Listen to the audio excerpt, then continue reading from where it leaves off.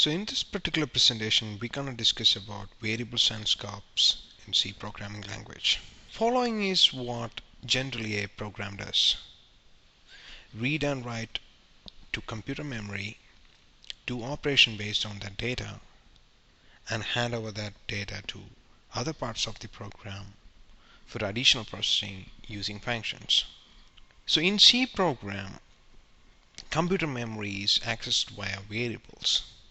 Or variables in a C program is the representation of computer memory.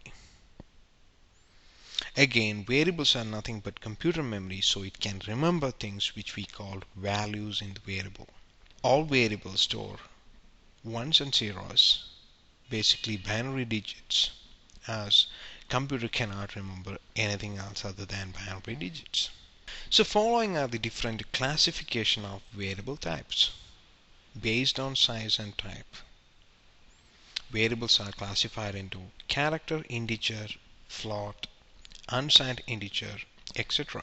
Based on the storage, again variables are classified into global, static, local or auto, and register. There is one more classification for variables which is called thread local storage, which we are not going to discuss here. Let's see a demo of the classifications we have discussed. Also, we're gonna see the scope of variables in the demo. So I have a C program here which has pretty much nothing in it. So first we're gonna see the difference between character and integer. The difference is size. So character is 8-bit and integer is 32-bit in a 32-bit operating system. While character can hold up to 2 raised to 8 different integers or numbers or binary numbers, integer can hold up to 2 raised to 32 different integers or numbers. So let's see that difference. So I'm going to declare a character here, and I'm going to declare an integer here, a and b respectively. So I'm going to assign a equal to 10 and b equal to 20. So now I'm going to print both of the variables. So printf %d comma a. Printf %d comma b. So I'm gonna put a little bit of space here so that it'll be visible with spaces.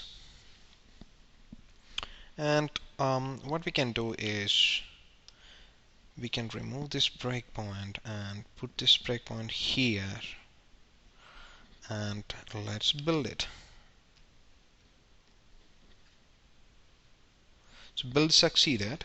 I'm gonna execute it or start debugging by pressing the play button.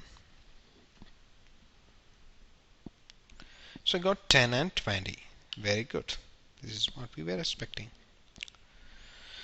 So now let's increase the value a little bit.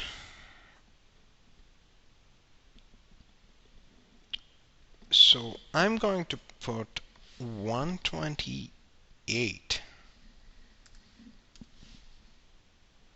and here I'm going to put, say, 208 for the integer. So now let's again execute the program. So let's see what's the output. So surprisingly, the output is a little bit different than what we were expecting. We got minus 128 instead of 128. So let's further increase the value. So I'm gonna put 228 instead of 128 for the character.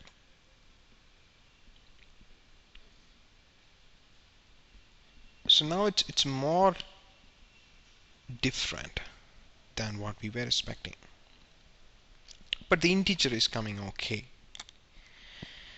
So let's see what is the maximum value it can hold. So I'm stop debugging. So I'm going to make this 127. I'm going to execute again. So 127, up to 127 it's okay. So if I put 128, it is becoming minus 128. So which means that this particular variable cannot hold anything more than 127. Why is that? So it's nothing but 2 raised to 7 minus 1. So basically a signed character variable can hold up to 127 positive integers. It can also hold up to minus 128 negative integers.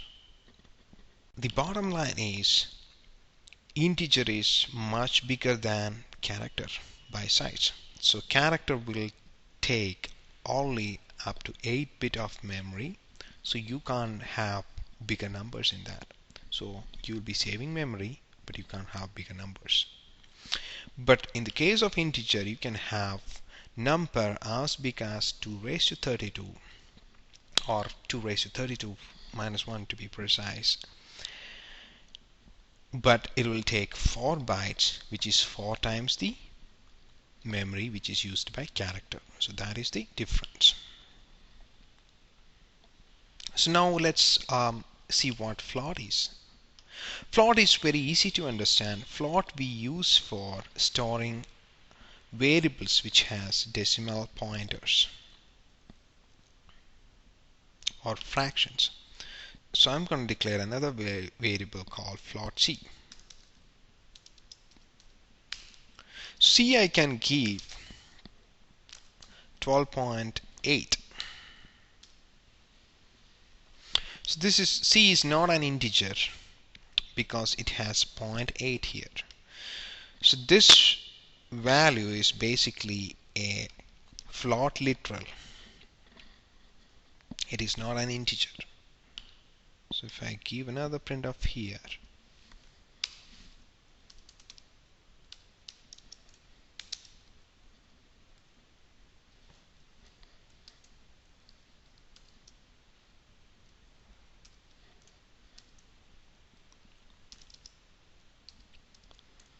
we have to use %f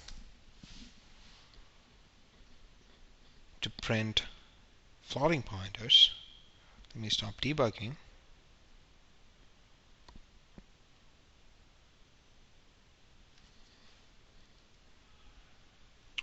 Let me put a little bit of space here so that will be clear.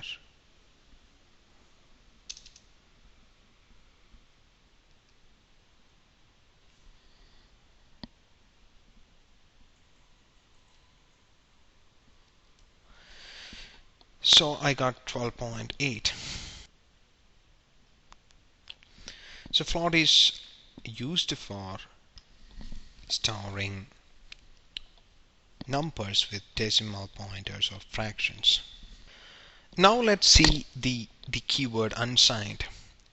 So what I'm going to do is I'm going to go back to the previous example. I'm going to delete this float. So float we have seen, it's not needed. So I'm going to put unsigned instead of in front of the char. So now it is unsigned char a. So it's a different variable. So now I'm going to give 128 here. So let's see what is the output. So this statement is also not needed. So I'm gonna execute it. So now I got 128. So basically I'm telling the compiler I don't want to use the sign bit for sign, but I wanted to use it for integer itself. So I'm telling the compiler A is a variable which is going to be positive always. So give back my sign bit. So this variable now can hold up to 2 raised to 8 positive integers. 2 raised to 8 minus 1 to be precise. So now let's see what is the maximum value. So now I'm going to assign 2 raised to 8 minus 1, which is 255. So let's execute the program, stop debugging. So now we got 255. Now let's put 256.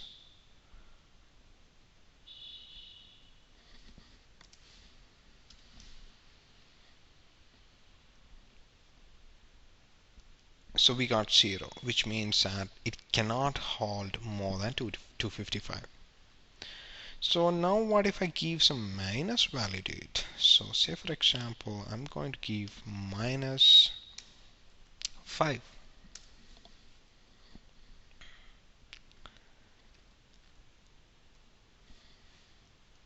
So minus 5, again, it is thinking that minus 5 is an unsigned integer and it is converting to the complement of it, which is 251 in this case. So minus 5 we cannot store in this because this is an unsigned char. Same with integer. So whenever we add unsigned in front of a variable type, it is capable to store more positive integers, double the size, than a signed one.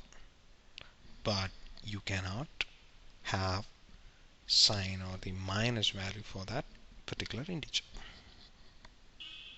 Now we're gonna see global, static, local and register variables and their scopes.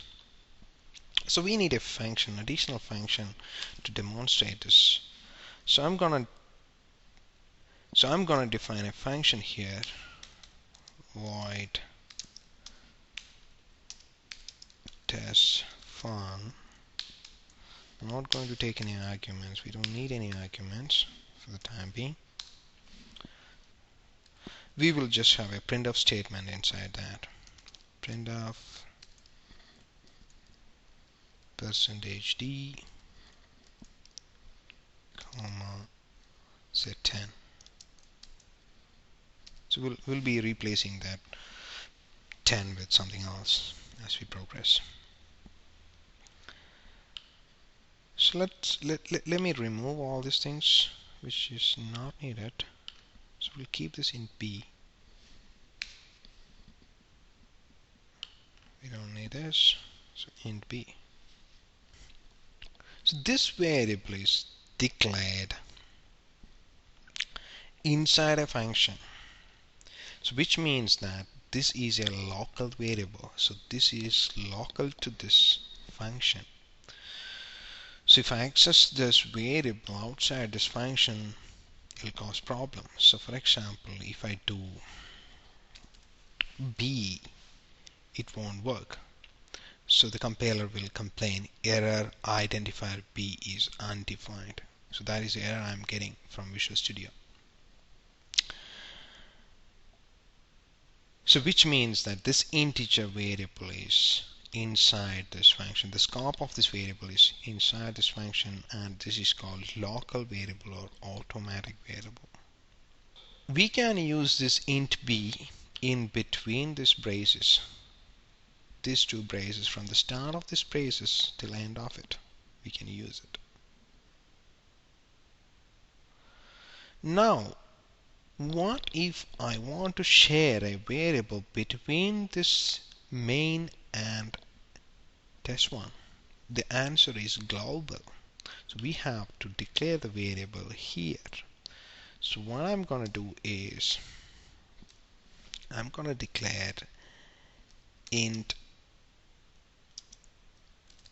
a equal to 10 globally. So this is called a global variable. So now I can do a here and I will print 10. We will see that. Now after printing, I can make a equal to 20,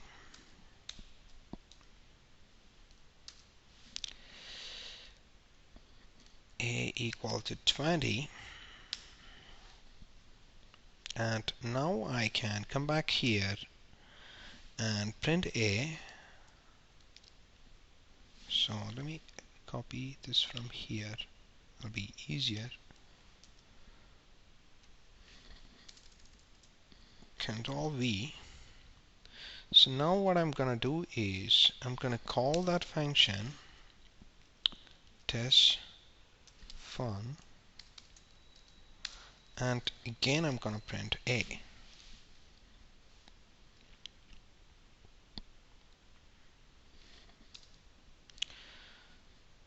So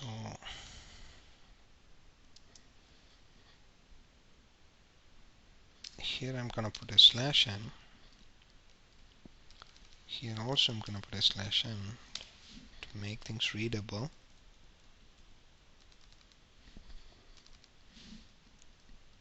Inside dash fun slash n. So this is before dash fun, before after dash one.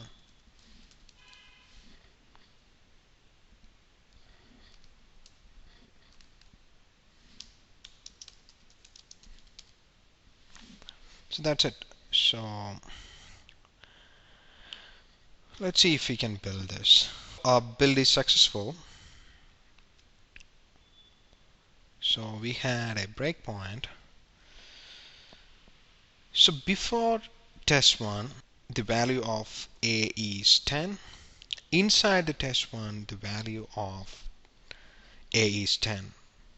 After the test 1, the value of a is 20, which means that when we did this, it is affecting the variable here, and it is affecting here.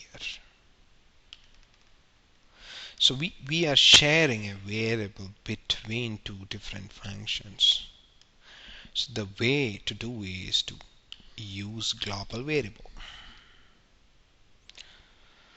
So now let's try to understand what is a static variable. So it's very similar to global in a way, but what we're gonna see is we're gonna see the scope of a static variable which is inside a function. So this is a static variable which is inside the scope of a function. So we have a static variable here. So to declare a static variable, you have to use a keyword static before the type. So static int statint. So I have named it statint. So I'm defining it here. So static int equal to 0.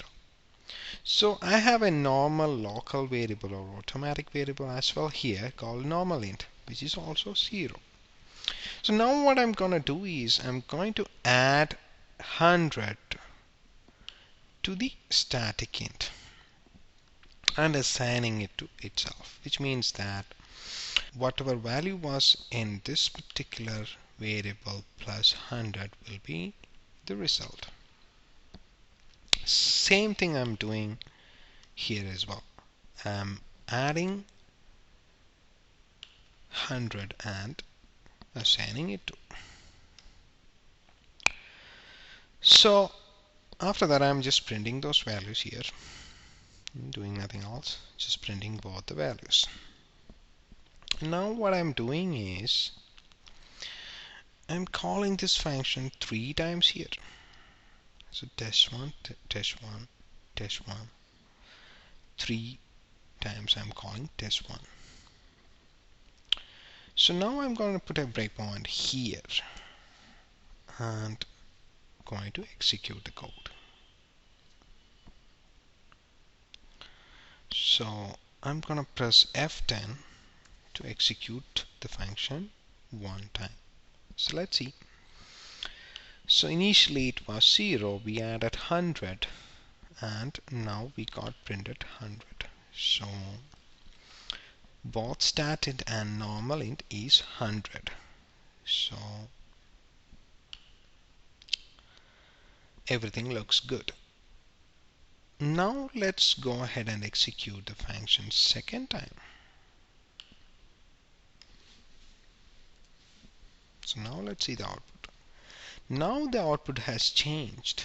Stat int became 200 and normal int became 100, which means that stat int is retaining the value after the execution of the function. So that is the difference between stat int and normal int. So let's go back to the function. So when this function exit, which means that after this braces, this particular variable, the local variable, is dead. So that variable is no longer in the scope and that variable is cleaned up. Which means that always when it comes to this function, this variable is a new variable and it is always initialized to 0 in this function. But static variable is not like that. Static variable is initialized once, and that initialization is not when you execute this function. That initialization happened before the program starts. So we are not going into the details of that. The point is the value of stat int is retaining outside the function, or we can save this variable outside the function. So that's why we got 200. So next time we're gonna execute, we're gonna get 300 because this 200 is going to retain and it's going to remember that 200. So let's put a breakpoint here before the third execution. So I'm gonna press F9 here and I'm gonna press play button. So I got a breakpoint here. So let's see what is a variable value here. So the variable value, this particular statement is not even executed. So it doesn't even have a binary equivalent if you look at the assembly of this function. So I'm gonna drag and drop it to the, yeah, it's already there. So stat int, it's in the auto variables. So this is 200, while the normal int contains chunk. So this is a 200 which was there before the execution of this function. So now if I press F10, now it has added 300 and this became 0. This is a new integer. This became 0 by executing this statement.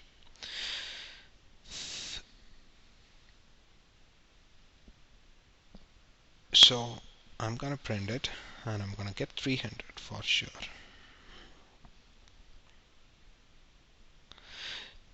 So one confusing thing here is this particular statement.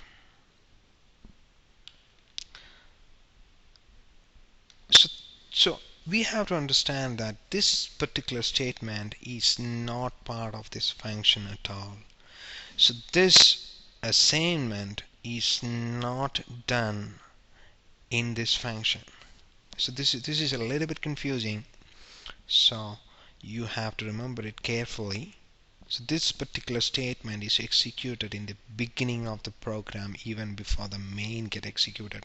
So I'm not going into the details of that, but only thing you have to remember is this statement is not executed inside this function. The selected statement stat int equal to 0, that is the definition of the assignment. The first assignment is not done inside the function. So next is register variable. So the register variable, there is no good way to demonstrate the register variable until and unless we are not familiar with assembly language. So register variable, we gonna understand it in a theoretical manner. So so declaring a register variable, declaring or defining a register variable is very similar to static. So this is how we do it. So once you have done this, the compiler will try to put this particular variable in a CPU register. So CPU register is nothing but a memory location inside the CPU or the processor of the computer. So what is the difference? The difference is it is very fast. It's much faster than the computer memory. So for example, you have a variable which is accessed very frequently. You can try to put that variable in a register in the CPU, but it is not guaranteed that it is in the CPU register. But the compiler will make the best effort to put that variable inside the CPU register. So nowadays the compilers are so optimized, and it is not really required to put this variable inside your C program. I rarely see in the production code this particular variable. So you have to have thorough understanding of the assembly code generated by the compiler before using this keyword. So all it does is optimization at the end of the day. So following are some of the questions which can come to our mind. Why int is not used for representing English alphabets, but we use char for representing English alphabets? The reason is English alphabets are 26 letters. So there is no point wasting a 4-byte number or a number which can represent up to 2 raised to 32, which is a huge number compared to 26. So to save memory, we can use char. Normally we use char. Another question is why we cannot use float always and why we use int. So float can represent int as well. For example, 12.0 is equal to 12. So why we use int? Why we cannot use float always? The reason is CPU. So the calculation of floating point is always very costly. So just like us, even CPU will take a long time to calculate the addition and subtraction in a floating point. But in the case of integers, it can very easily calculate, and the time of calculation is very less for an integer compared to a float. That's why we use integer instead of float whenever possible. So we have seen variable types and classifications. All variables are binary digits. All we interpret and access differently. So there are a little bit more about variables, and we will see them when we discuss pointers. For the time being, thank you very much and have a nice day.